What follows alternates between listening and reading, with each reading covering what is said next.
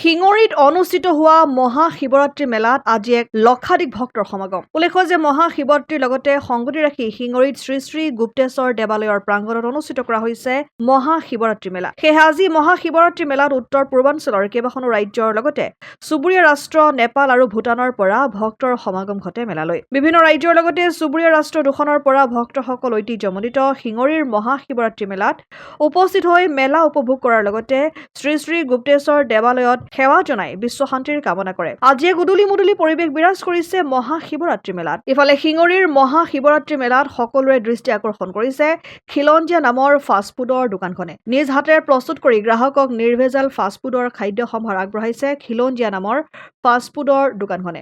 অসমীয়া যুৱক যুৱতীও যে বৰ্তমান ব্যৱসায়ৰ ক্ষেত্ৰত পিছুৱাই থকা নাই, এই কথা প্ৰমাণ কৰিলে খিলঞ্জীয়া ফাষ্টফুড দোকানৰ স্বত্বাধিকাৰী বিকু শইকীয়া আৰু তেখেতৰ পত্নী বৰষা শইকীয়াই। হয়, 5টা দিন খুব ভালকৈ চলি আছে। শ্ৰী শ্ৰী গুপ্তেশ্বৰ দেৱালয় প্ৰাংগণত মহাশিৱৰাত্ৰি উৎসৱ পৰ্বটি আমি 7 দিনকৈ আয়োজন কৰিছোঁ। যোৱা 26 তাৰিখৰ পৰা 4 মাৰ্চলৈকে থাকিব।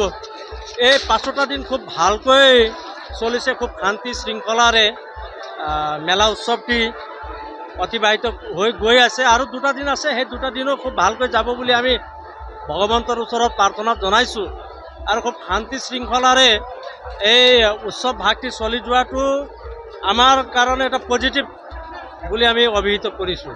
গুপ্তেশ্বৰ দেৱালয় উন্নয়ন সমিতিয়ে বৰ ধুনীয়াকৈ পৰিচালনা কৰিছে।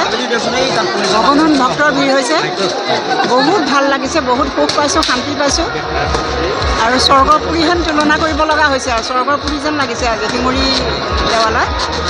এইবাৰ আমাৰ ব্যৱসায়টো একেবাৰে ভাল নহয়। এইবাৰ যোৱাকালি আমাৰ ইয়াতে বহুত বেছি ধুমুহা বতাহ আহিলে, তাৰ কাৰণে ধুমুহা বতাহৰ কাৰণে আমাৰ ব্যৱসায়টো একদম যিখিনি টাইমত আমাৰ ব্যৱসায় হৈ আছিল সেইখিনি টাইমতে ধুমুহা বতাহটোৱে শেষ কৰি দিলে আৰু তাৰপিছত এইবাৰ হয়তো মহাকুম্ভৰ কাৰণে আমাৰ এইবাৰ ব্যৱসায়টো বহুত বেছি কম হৈ আছে, বহুত বেছি ভিৰ ভাৰ নাই আৰু সেই তেনেকুৱাকৈ চলি আছে আৰু। ঢেকীয়াজুলিৰ পৰা প্ৰশান্ত বৈশ্যৰ ৰিপৰ্ট, অসম আদিত্য।